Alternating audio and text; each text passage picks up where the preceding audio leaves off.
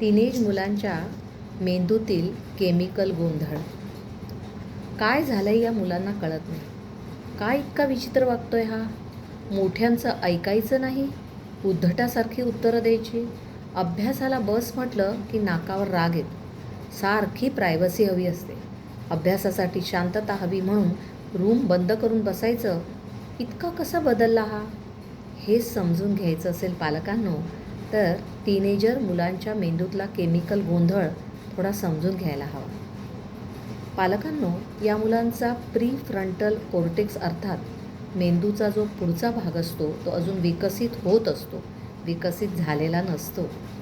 मुलांच्या मेंदूचा हा भाग जणू CEO असतो. तो निर्णय घेणं, नियोजन करणं, मनातल्या भावनांवरती नियंत्रण ठेवणं या सगळ्या गोष्टींचं काम करत असतो.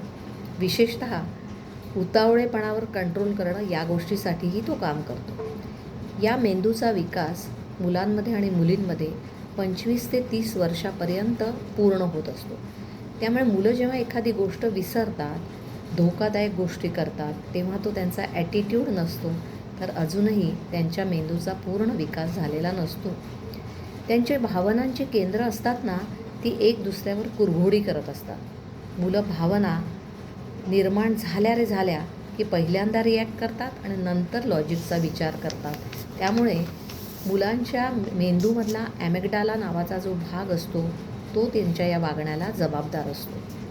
म्हणून आपल्याला टीनेजर मुलांना कोणत्याही गोष्टी करण्यापूर्वी पॉज घ्यायला, श्वास घ्यायला, रिफ्लेक्ट व्हायला थोडा वेळ द्या असं सांगायला हवं आहे, हे शिकवायला हवं. या वयामधली मुलं ना धोका पत्करायला शिकतात. हे अगदी नैसर्गिक असतं.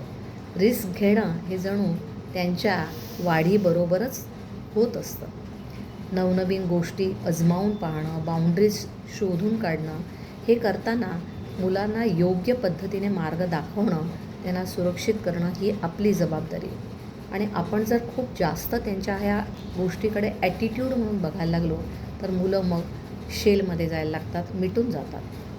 टीनेज मुलांमध्ये ना रिवॉर्ड अर्थात बक्षीस मिळवण्याची संवेदनशीलता त्यांच्या मेंदूमध्ये स्त्रवणाऱ्या डोपामिनमुळे खूप तीव्र असते. त्यामुळे यशाची चव चाखणं त्यांना विलक्षण वाटतं आणि अपयश त्यांना जणू काही डंख मारल्यासारखं वाटतं. आयुष्यामध्ये एखादा सेटबॅक आला की त्यांना तुमचा आधार हवा असं वाटतं. आणि या गोष्टींना खरंच पालकांनो समजून घ्यायला हव्या आहेत. या मुलांना सारखी झोप येते, हे खरं असतं. आपल्याला वाटतं काय आळशी आहे, लवकर उठतच नाहीत.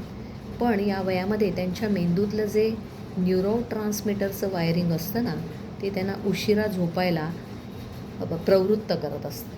त्यामुळे मुलं अर्थातच उशिरा उठतात. 8 ते 10 तासांची झोप आवश्यक असते. मग सकाळचं रुटीन सगळं उशिरा सुरू होतं आणि आपल्याला वाटतं की हा आळशीपणा आहे, आळस आहे, ॲटिट्यूड आहे. पण खरं म्हणजे ते असतं त्यांचं शरीराचं शास्त्र. या वयामध्ये टीनेज मुलांची आयडेंटिटी तयार होत असते आणि त्यामुळे आपण कोण आहोत हा स्वचा शोध मुलं घ्यायला लागतात. नवीन कल्पना, नवीन समज, नवीन जीवनशैली अजमावण्याचा ते प्रयत्न करतात. हे अगदी नॉर्मल असतं आणि निरोगीही असतं त्यांच्या वाढीच्या दृष्टीने.